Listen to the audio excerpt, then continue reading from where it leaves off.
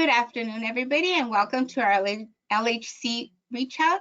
My name is Josie Gaitan, and I work for Reach Out. It's a nonprofit organization in the Inland Empire.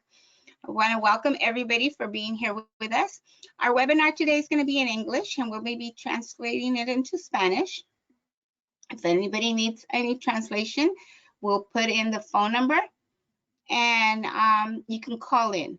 The number is 978-990-5180. Si necesitan traducción en español, por favor llamen al teléfono 978-990-5180 y pues le van a preguntar por un código, es el 3126620. Este webinar va a ser en inglés y traducido en español por teléfono. Well, welcome everybody again, and we wanted to talk to you today. We have two of our guest speakers, and we have very good information. Today we will be talking about providing disaster preparedness training and education programs to families, youth, businesses, community, and faith-based organizations all across the Southern California.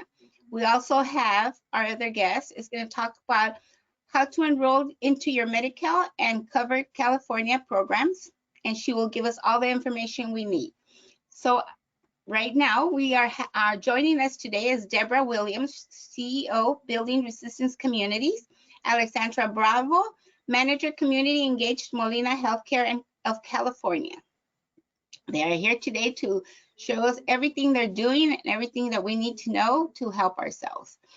And today, at the end of the speakers, we will have questions. They are both going to wait till the end, and then they're going to answer all your questions. If you have any questions that come into your mind, if you want to put them in the chat, and then we will read the questions to them at the end of after they both speak. So today with us will be Alexandra Bravo, Manager Community Engagement for Molina Healthcare of California. And now I will give the floor to Alexandra. Good afternoon, everyone. Thank you for the warm welcome, Josie, and I'm delighted to be here with you today.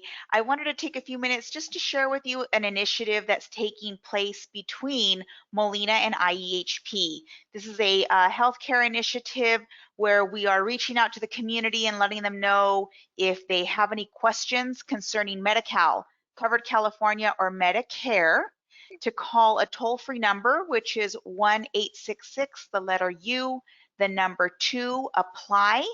Monday through Friday between the hours of 8 and 5. We have representatives that are available. They can answer any questions. They can screen to see if in fact you qualify. And most importantly, they can assist you with enrollment telephonically in a language that's most convenient to you.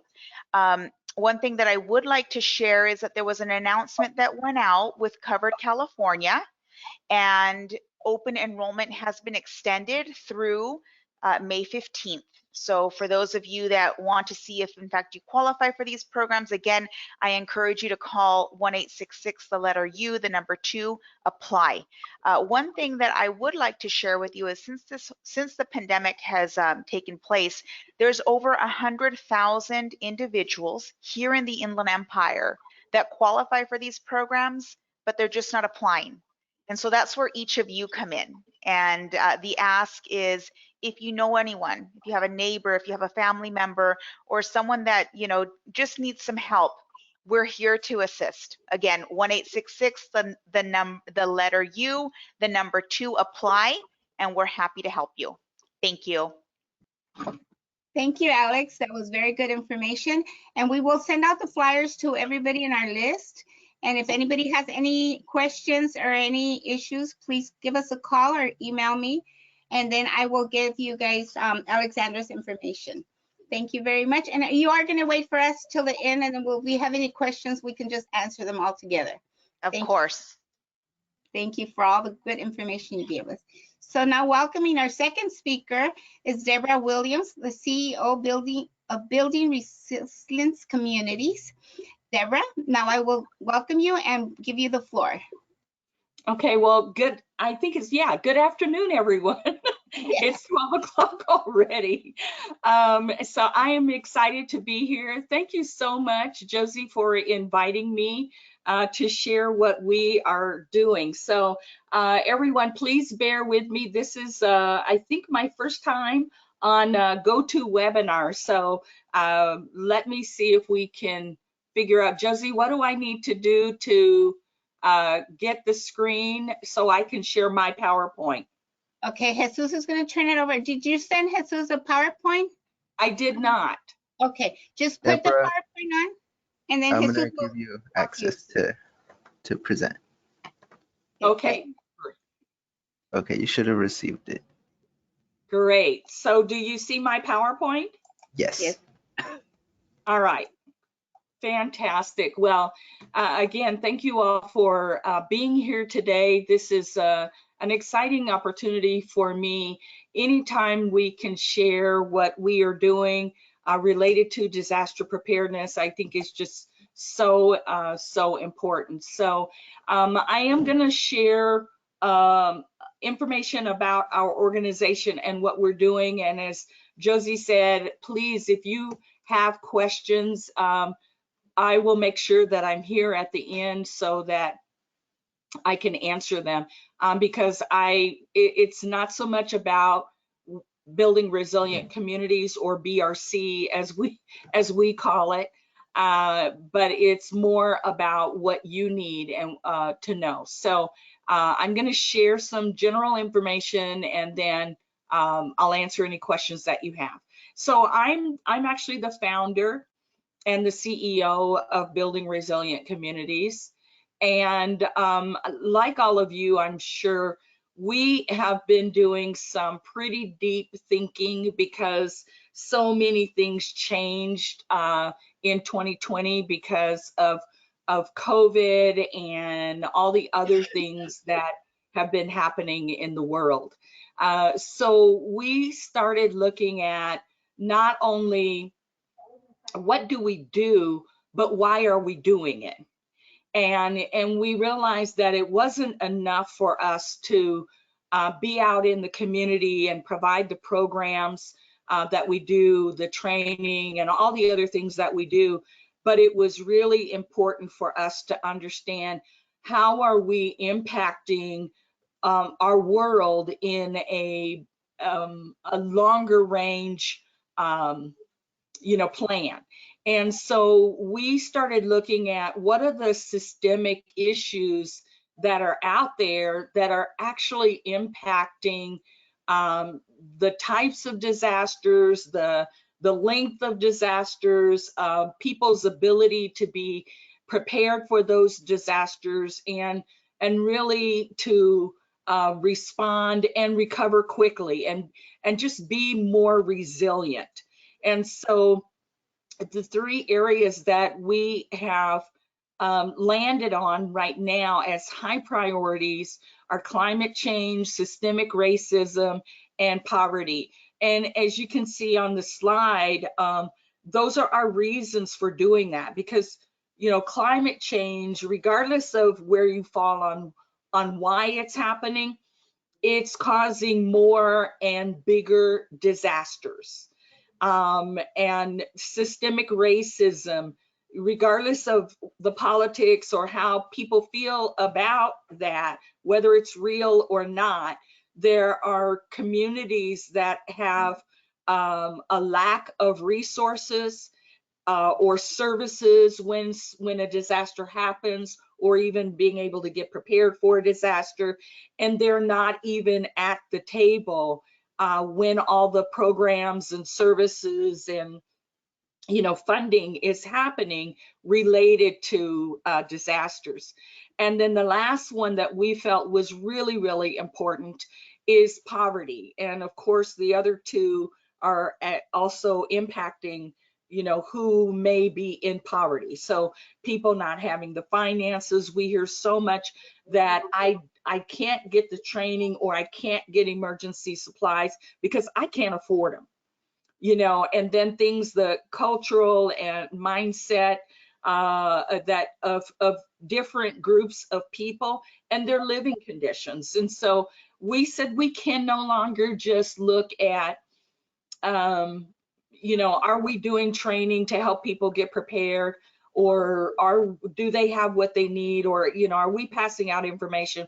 We need to look at why. So I wanted to share that with you because this is brand new for us, and we believe that it's important, and it's going to make us be an even better organization and help more people. So this is our vision. I mean, we really are now looking at not just Riverside and San Bernardino County, which is where we started in 2012, but we now, because everything is, so much of what we do is online, we have people accessing our training, our information, our resources from as far as Canada and Puerto Rico and even Afghanistan. We had somebody sign up for our training the other day from Afghanistan. And so we're looking at, you know, global.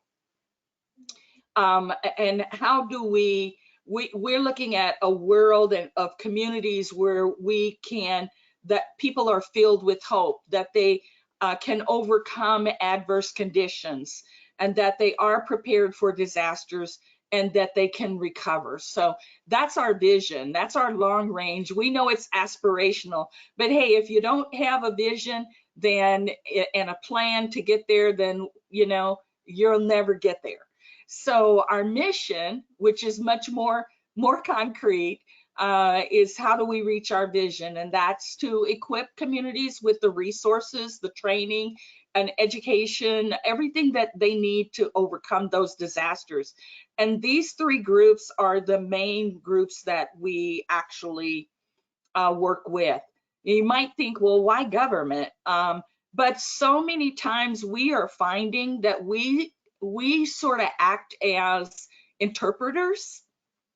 And what I mean by that is that, especially working with our local government, they don't always speak the same language as, say, the faith-based community or, you know, or the nonprofits. And so we've seen so many times where, especially the faith-based community, they're sort of speaking one language and the government's speaking another language. And when I say the government, I'm really talking about emergency management, the people who are the first responders, those who are creating the programs that can help communities get prepared and respond and recover. So that's why we have government on there. It's not like we're trying to teach government how to prepare for disasters. They're the experts. They know what they're doing in their areas of expertise. But when you think about it, if a fire happens, a wildfire, the firefighters are going to come, they're going to put out the fire, and they're going to go to the next fire. Well, you all know that it's the community and faith-based organizations and the businesses that are left there in that community that are still going to be there long term, picking up the pieces. And so that's our mission. Just to give you an idea of some of the things that we have done as far as our overall impact, we've worked with a lot of houses of worship. That's actually where we started because we know that people are going to go to their church or their house of worship when something happens. Even people that are not members of that church or that house of worship. And so we've done annually what we call an Ark of Safety Forum, and we've trained over 1,000 leaders through that program. And we've typically done that with one of the elected officials here in Southern California, primarily Senator Mike Morrell, who's no longer in office right now. So the Ark of Safety Youth program, we realized that we needed to impact the youth. And so we started a program called Ark of Safety Youth. And so we've trained 1,000+ youth from kindergarten through 12th grade age. And I'll talk a little bit more about these as we go. And so we divide things between what we call blue skies when there's no disasters and gray skies when there is a disaster. And so all of our programs, except that very last one, the Christian Disaster Relief Coalition, they're all blue sky. They're all, let's get prepared, let's get ready. That Christian Disaster Relief Coalition is when something has happened, and how do we respond? So you see a number of the incidents that we have responded to at that time. So as I mentioned, last year, boy, what a year, 2020. And because of COVID-19 and just everything, all the racial things that were happening, the election, the politics, I mean, just everything. But primarily, we had to go completely online. And if you're part of a nonprofit, I know you had the same challenge that we did. How do we do that? Well, as horrible as COVID-19 is, because it's still here, in some ways, it really took the lid off of our thinking. It made us begin to see how we could do things differently. And I'm sure that some of you would say this, that what I'm about to say, which is not only will we never be the same, but I believe that we have now started doing things that we will continue to do even when COVID is gone or laxed, or whatever's going to happen with COVID-19. So what we've been doing since February of last year, mid-February, we left our office, which is in Redlands, and we all work virtually. And we've been virtual now for just about a year. We will probably remain virtual. And because it's so much easier, I mean, there's challenges with it, but now we've learned how to do it, and it is so much easier. We can do much more than we were when we were just in our small office. So we have been providing online training and resources and information, not only on COVID-19, but also on disaster preparedness, because COVID-19 happened, but then so did all the other disasters continue. So we still, we had wildfires, we had the Apple fire, and all the other fires, the El Dorado fire, so here in this local area. And so we started also providing personal protective equipment, or PPE. We all know PPE at this point. And so we launched a project called the Mask Up Project. And the picture that you see there is two of our staff members putting together all of those packets at the bottom of that photo. And so those packets are part of the Listos California for All campaign that started last year. We participated in that for a year, and we did outreach to about 5,000 people, just getting them information about preparedness, about COVID, and all of that. And then at the same time, we were giving them PPE. And so you see, we've given out over 26,000 masks and face shields, hand sanitizer, and gloves. And we are still doing this project even today. And so we had at least one of our folks that would go out to the nonprofits, the churches, or wherever they needed to be. Food pantries, if they were giving out, like Thanksgiving and Christmas, if they were giving out boxes of food and turkeys and things like that, then we were at the same time there giving out packets of information that also had the mask and disposable mask and the hand sanitizer and the gloves and things like that. So that's what we've been doing with for COVID-19. We did a lot of seminars, online webinars. We did a series of 3 webinars on the impact of racism on public health. as well as on mental health. And so we've just been doing everything that we can to get the word out to people, to help them be strengthened and to be much more resilient. And so that's pretty much what we're doing even today. Here's some of the groups that we collaborate. This is not all of them, but I did want you to see, some of the groups that we work with. We have Department of Homeland Security and the FBI and a group called Insured, and then FEMA on here because we did respond to the San Bernardino County the San Bernardino terrorist attack when that happened, and the FBI actually activated us, asked us to come in and do childcare for the children of the families of the victims for 3 days. And what an interesting experience that was. But so that's how we got really connected with the FBI. We talk with Homeland Security and with FEMA. I won't say fairly regularly, but we we have a meeting with the Department of Homeland Security right now because of the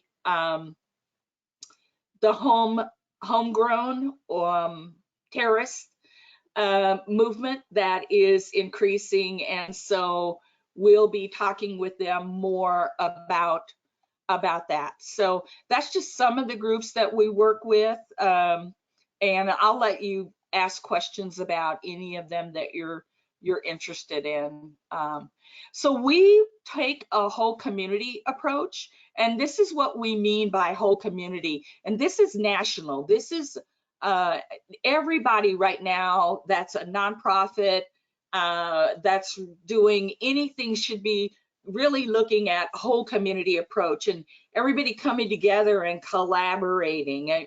We've been in, I think, in silos, where government, they do what they do, and education, they do what they do, and all the different groups, but we haven't always worked together. Well, now, since Hurricane Katrina, there's been a big effort for everybody to sort of speak the same language and work together. And so we're a part of that. The 4 programs that we have, I've mentioned a little bit: the Arc of Safety, the Arc of Safety Youth, the Arc of Safety Business, and then the Christian Disaster Relief Coalition. And I think even today in 2021, that statistic of 70% of Americans reaching out to their faith leaders and really not even being prepared is humongous. I mean, I know all of you experienced just like I did, when COVID hit, and who would have thought that toilet paper would be a scarcity, and even now you go to the stores and you see things like Lysol spray, that you can't find.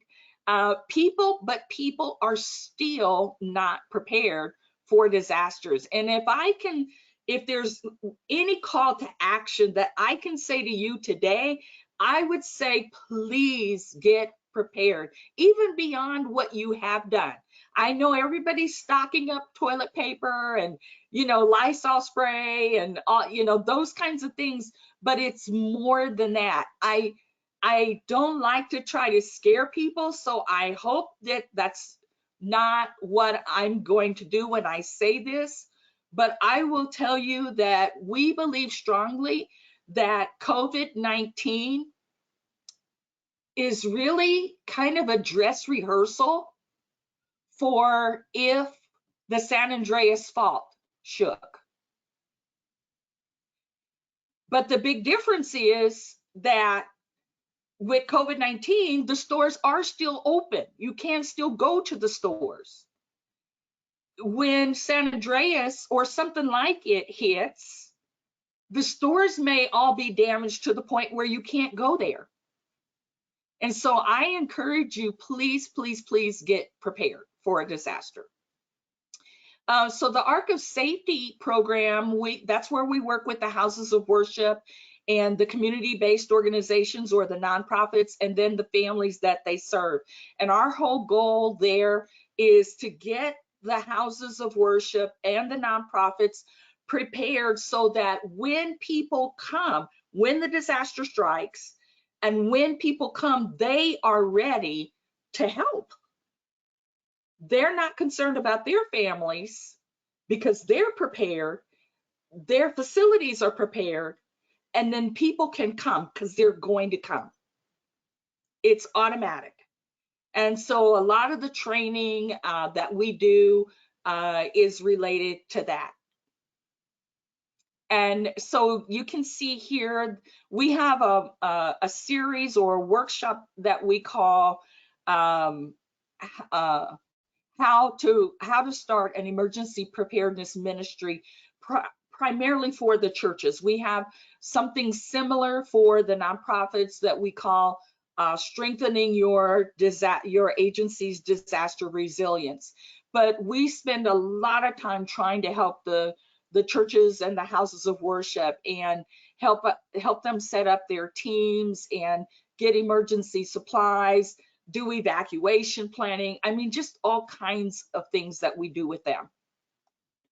I mentioned the Ark of Safety Forum that we've done with Senator Mike Morrell. And if you go on this YouTube site, then you can see highlights of one of those events that we've done with him. The Ark of Safety Youth Program, I'm just always excited about this because the youth get so engaged. And the photo that you're seeing there is one that a community event that we helped with in the city of Banning, and where, you know, now we've trained over 1,000 youth on disaster preparedness, and we had what we call learning labs, so they could learn about different disasters and how to do different things. And so that's our Ark of Safety Youth Program. This gives you, it's kind of a four-stage program, and this gives you an idea of what we do. Right now, we are working on providing the workshops, and we're doing it through the houses of worship because they figured out how to do Facebook Live or YouTube or Zoom, and so they have their church services online.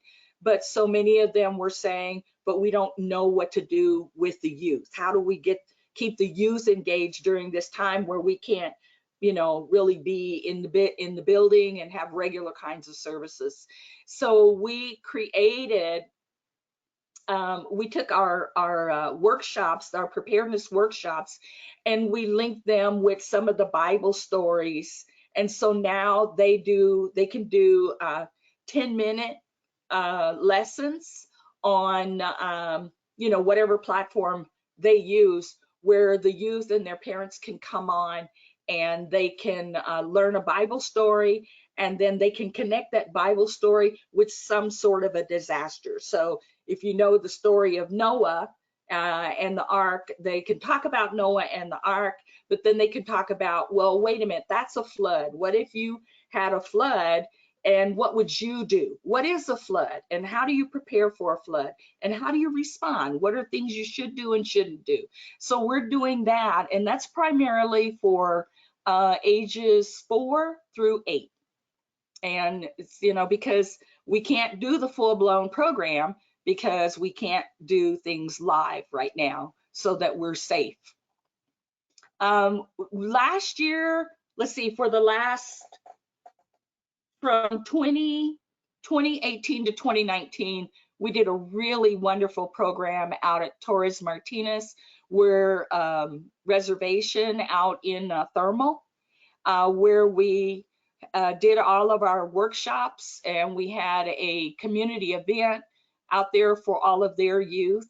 And so this is some of the photos from that event. They learned CPR, first aid CPR, and how to use an AED machine. And they also learned the skills for Stop the Bleed. you know, because they may be the first person there. If a parent gets sick or a person falls and cuts themselves, we were teaching the kids, how do you take care of that wound and how do you call 911 and get the paramedics there? But before the paramedics can get there, there's things that you can do to help.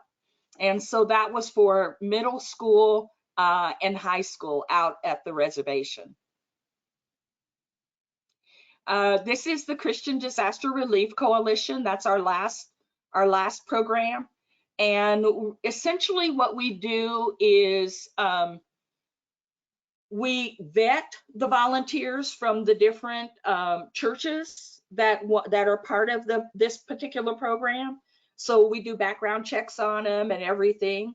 The church endorses them and says that, you know, yep, they're okay to be part of the program representing their church. We provide training for them on whatever services they're going to participate in. And then when something does happen, we get called out by a local jurisdiction, whether it's a city, a town, a county, or as I said before, the FBI. And then we coordinate all of their efforts. So we are totally responsible for them. But that's really cool because the church or the house of worship doesn't have to do any of that work. We're doing that for them. But their volunteers get to be out in the community helping when something occurs. And, you know, the government agencies, the local agencies know that they have been vetted, they have been trained, they are okay to be out here. And some of the training is allowing them to understand and speak the same language, you know, disaster language that those first responders are speaking. And so this is the services that we provide. I already mentioned that we provided childcare for the terrorist attack. And then the photo that you see over here on the right, that was getting prepared, a group of us getting prepared for a prayer service that we coordinated at one of the churches in San Bernardino when the North Park shooting occurred. And so, you know, we coordinated also with the Red Cross. We work with a lot of other nonprofits, so such as the Red Cross or a group called Team Rubicon, just a Hope Animal Assisted Crisis Response, a lot of different groups, and we all collaborate and work together. So these are some of the responses. And I think that's it, Josie. Okay, now I can't hear you. Oh, so okay. I was trying to get my microphone. Thank you very much. This was very good information. It's wonderful. You guys do a lot of different things and prepare people to just be prepared in case of an emergency. That is so awesome. We really, really appreciate both of you coming, Deborah and Alex. And now we're going to go and if anybody has any questions, if you guys can please put it into the chat and we will be able to read them. Right now we have a couple of questions. I think I have some for Alex and some for Deborah, but we wanted to thank you again. I don't know how to thank you for all the information you both gave us. And I know all of the participants that are listening to us right now are very excited to know all this is happening. It's very awesome what you guys do. So if I can start with Alex, I'll ask you one of the questions. Sometimes they call me or sometimes they text me on my phone to get questions. But I think one of the questions was, in your flyer, you have the address or the phone number where we could call just in case we need somebody to register somebody into your programs? Not so much to register, but to inquire on the various different programs. Once again, Medi-Cal, Covered California, and Medicare. So there's a toll-free telephone line and an email box. Individuals can reach out either or, and we have representatives available Monday through Friday, 8 to 5, to answer any questions and to assist with enrollment, and the services are absolutely free. Thank you, Alex. Okay, I think one of the questions for Deborah was, how do you do the trainings for the organizations or the businesses? Do you go online right now and get everybody trained, or how are you doing it right now? Yeah, right now everything is online. Well, I should say 90% of it is online, because our outreach coordinator, when she goes out and she's delivering the packets of information and PPE, then sometimes she will sit down and she will train a small group of people, because we have to do all the social distancing and, wear the mask and everything else. And so she may train a small group, but mostly what we're doing is online training, and we use Zoom. Okay. So another question that came in was, do you guys have counseling for families that are going through any kind of problems or any kind of issues that they're going through right now with the COVID? Deborah, I think it's for you, Deborah. We do not. We work with, if you mean mental health kinds of issues, the answer is no. We work with behavioral health. Primarily, we work with San Bernardino County behavioral health, and anything that's like that, we would refer people to them. If people have food insecurity or they have other kinds of challenges, then we're going to refer them either to 211 or somebody, in one of the county agencies that can help them. Okay. Jesus, is there any questions in the chat? Yeah, I have a few that came in. Let me see. So the first one says, do you work with seniors and people with disabilities? So it doesn't say for that one or for who that question's for. So if either of you want to take it on. Sure. With Molina Healthcare, yes, we're a health plan provider. Not only do we cover mental health benefits, so if someone is not feeling right mentally, they can always reach out to Molina Healthcare if you're a Molina member, and we can direct your care over to a provider. In terms of seniors and persons with disabilities, yes, Molina assists individuals in those two criterias, or in those two categories, I'm sorry, and if there's a senior or a person with a disability that needs health insurance, they can always call the toll-free number and we can assist them. And for us, the answer is yes. We are specifically looking to help seniors and people with disabilities. We want to get the PPE out to them. We want to provide training to them. We have an online class that we do called Are You Ready? And there's actually a recorded webinar on our website right now for Are You Ready? And it's about maybe 30 minutes long, but anybody can access that webinar. And so we know that seniors and people with disabilities, access and functional needs, are going to be even more vulnerable. So we definitely want to work with them. And then there's two groups out there, or two nonprofits that people may not be aware of. In San Bernardino County, there's one called Rolling Start. And so you can reach out to them, especially for helping people with disabilities, for all kinds of services. And then the other one, the one in Riverside County, is Community Access Center.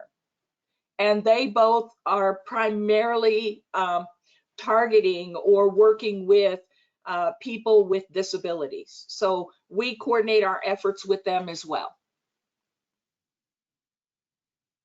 I have more questions here. So this one's for Deborah. What kind of assistance do you provide in terms of disaster relief? Do you provide earthquake kits or training on how to put together a kit? Yes. Yes, we definitely provide training on how to put together a kit. And that's part of the Are You Ready webinar. that's on there. Every one of our webinars will cover how to create a disaster preparedness plan, how to create an emergency communications plan, and how to put together your supplies if you need to leave, what they call a go bag, or if you need to stay. If you hear people talk about shelter in place, right? And so we teach on all of that. Now, the other thing is that on our website, which is www.brcus.org, we actually have an online store where people can go and they can purchase emergency kits. It's simple to put your own together, but some people don't want to do that. They want to just buy one. And so we work with a distributor in Orange County so that we can get people really discounted prices. So if you go on our website, there's a lot of different kinds of emergency supplies kits on there for your car, for your home, all kinds of things. Next question asks, is there a lot of homegrown terrorism in San Bernardino? I don't know the answer to that. I don't know the answer to that because I'm not looking at the statistics, and I know there's groups out there that track that, and not only for our area, but across the nation and around the world. And so I know one of the things that we will be talking with Homeland Security about. I would be naive to think there's none. I don't believe that. I believe there is some, but I don't know the data. And then one more question. This one's for Alex. So do you provide assistance in transportation to appointments for people without cars?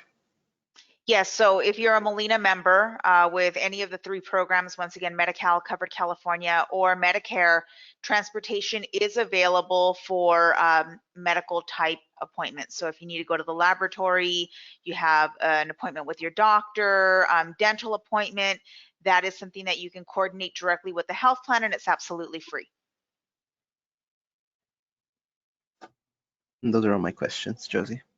Okay, well, thank you very much. Alex, Deborah, you guys gave us a lot of information, and I wanted to thank everybody that is attending and our panelists, our guests, for sharing all this information and for coming onto our webinar and listening to all the new information we have. We want to thank you again for being here with us and giving us information. And if anybody that's listening, any of our guests, is interested in something that they want to learn more about or that they want more information about, please email me or call me, and we would put a webinar, find somebody that's giving that information that you guys are interested in, like the terrorism, whatever you guys are interested in, just give me a call or email me, and I will be happy to find somebody to give you more information towards whatever subject or issue you guys are looking for information. I just want to thank you again, Alex and Deborah, for all the information you gave us. And Deborah, will you please send me your website so we can put it in our Facebook? We usually put our webinar as a link so that everybody that was not able to attend can see it, and we can, if you put in your information, your webinar, we will put your flyer, Alex, together with our webinar. And thank you very much. I don't know how to thank you for all the information. It's awesome information. Great things that you guys are doing for our communities. So if anybody needs any other information or wants anything else that you guys needed to thought about a question or whatever you guys think about, just go ahead and email me. And then I will be happy to get a hold of Alex or Deborah and send you the information. So I just want to thank you guys for everybody that attended and for being here with us. So this is our LHC, our webinar, and I want to thank you again. I just love all the information that I heard from you guys. Thank you. Thank you so much. Bye, everybody. Bye, everyone. Thank you for the opportunity. Thank you. Okay, we'll see you guys next week, the same time. Thank you very much. Hope you guys have a great weekend. Bye-bye.